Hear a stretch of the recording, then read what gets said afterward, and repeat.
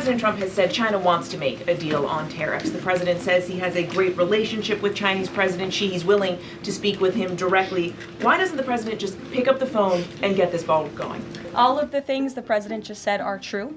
The president, as I said from the podium just a few days ago when I was up here, would be gracious if China intends to make a deal with the United States. If China continues to retaliate, it's not good for China.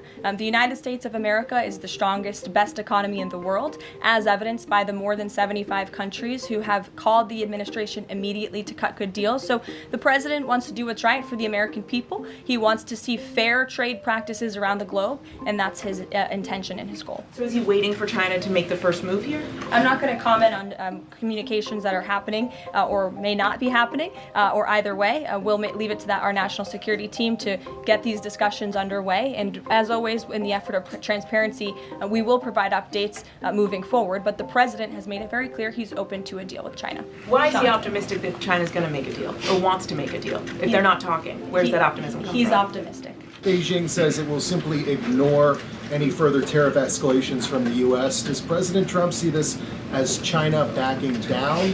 Tariff rate on China remains where it was yesterday, at the 145% level. The president made it very clear when the United States is punched, he will punch back harder, and he hopes to make a deal that benefits the American worker and our companies that have been ripped off for far too long, and he's finally taking bold and courageous action to do that. You know, taking on China is, in the terms of trade and tariffs, is something that both Democrats and Republicans alike have spoken about for decades. President Trump is finally doing it.